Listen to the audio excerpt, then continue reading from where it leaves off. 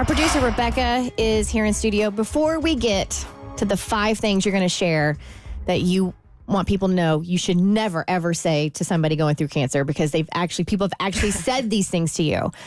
Before we get to that list, I just want to say thank you.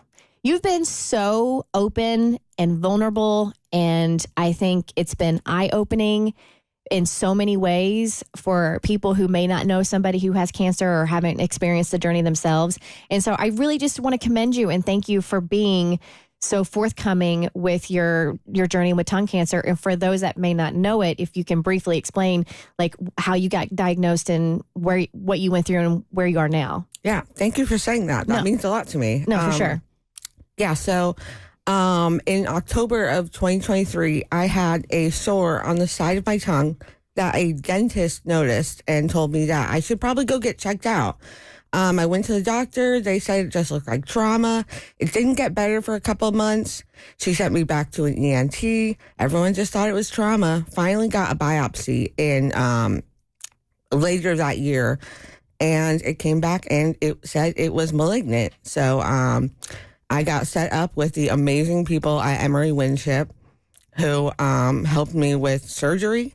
And then post-surgery, I had radiation and chemo and kicked cancer's ass. Yeah. Yes, you did. You finished treatment. You were kind of thanking your lucky stars because, chemo and radiation going through it, granted, chemo kind of wiped you out. But as far as like some of those side effects, you were feeling pretty good. But then as soon as you got that last radiation treatment, that was like when everything like really hit you. My doctors told me that I was a unicorn because they told me that radiation was going to get really bad by week 2. And then it never got as bad as they said. And I always thought, okay, well, they're just trying to scare me, or not trying to scare me. They want to tell me the worst case scenario just so I'm prepared. Mm-hmm. And I know exactly what happened to me at the end.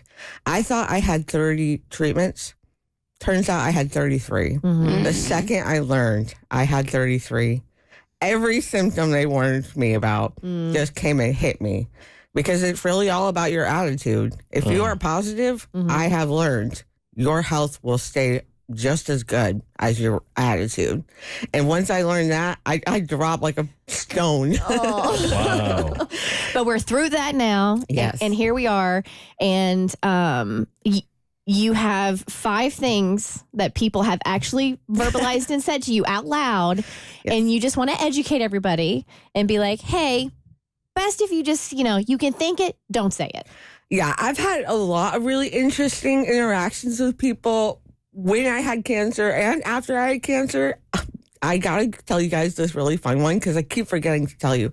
But right before I got wheeled into surgery, a nurse recognized me while I was laying on the table, and over my unconscious body, the surgeons and the nurse watched the Instagram video where I talked about having tongue cancer, and then just wheeled me in to have surgery.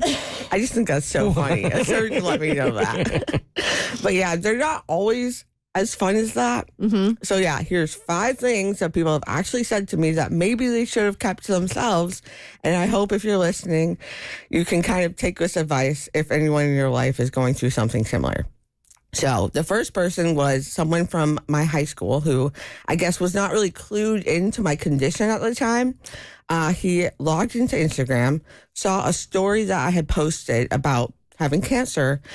He replied to it and simply said, Jesus. What? That is ominous. You just said, Jesus. Did he say something to you about what's going on? Like, super helpful, dude. Thanks so much. Really supportive. Like, there's this like love, because you don't want to have toxic positivity as well, because you can get those people that are like, it's good, everything's gonna be fine. And sometimes you need to sit in the ick. Mm-hmm. But yeah, for a random person from high school just to hit you up and be like, dude, yeah, no, I know it's bad. Like, I don't need you telling me that this is bad. Yeah, it's fine. It's cool. Okay, the second thing happened to me when I was getting popcorn at a movie theater. A cashier looked at me and said, "What happened to you?" Okay. Wow. Can you just put extra butter on there for me, please? Yeah. So if you don't know, this treatment gave me a lot of scars. I have a really big wrist scar. My tongue obviously looks a little different. I have a neck dissection scar. I have a trach scar that basically looks like a belly button on my neck. So I'm like, you got to be a little more specific than that. You know, what hasn't happened to me at this point? Exactly. And if you ask politely, I've had people ask politely, and I'll definitely tell you, just don't say, what happened to you? Okay, they're 2 for 2. All right, what you got next? All right, here's one that actually really bothered me. A lot of people think that they're giving good advice, and it's the opposite. So last week I talked on air about what I should do with my radiation mask now that I'm done with treatment, and I was looking for suggestions. A lady commented on the Facebook video that we posted, and she said, don't throw it away. What if you need it again? Oh my God. Are you kidding? Are you kidding? Yeah. Wow. Yeah. I don't even know what to say to that. I want to think like her intent is like she's trying to like save you money, but like obviously that was such a stupid thing to say. Yeah. I mean, because you're not going to need it again. Ever. Because when you get your scans in a couple of weeks, you're going to come back and you're going to be like, y'all, I'm in complete remission. What? Exactly. I mean, no offense to this lady. She wasn't the brightest. She also followed up with saying, what if it's still dangerous? Is it still radiating? Okay. That tells you all you need to know. That answered our question right there. There it is. That made me feel better. Yeah. So the next one, I went to PT for my wrist. I have a very large scar on my wrist. It kind of looks like I've got a big rectangle of salami, just like right below my hand. The physical therapist rolled down my splint that I was wearing at the time and said, well, I guess a plastic surgeon didn't do that. The PT said that? A professional. Wow. If we can put things in the toxic positivity category, I feel like this is like toxic honesty. Yes. Just some things don't need to be said. I know. Period. Oh, God. And I was like, I don't need to hear about reconstructive surgery. Just give me some flexibility tips. That's what I'm really here for. Okay, the last one came from a very close friend. If you don't know this, treatment made me lose a significant amount of weight, which you wouldn't know because I have lymphedema the size of like a tire around my neck, and that's how it feels.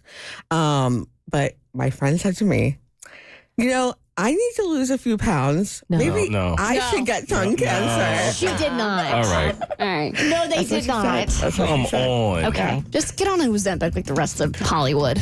Gee. Yeah. All right. We thank you for the education, Rebecca. And I'm sorry. Yes, and we will just apologize on everybody's behalf for their stupidity. But I think your mentality, your attitude, you've handled this like a true champ, and It's inspiring. It is. Oh, thank We're you. counting down the days to those scans, and we can't wait for you to come in here and let us know that you're in complete remission. Thanks, guys. And we can't wait for you to destroy that radiation mask. Yeah. Big facts. The Bert Show.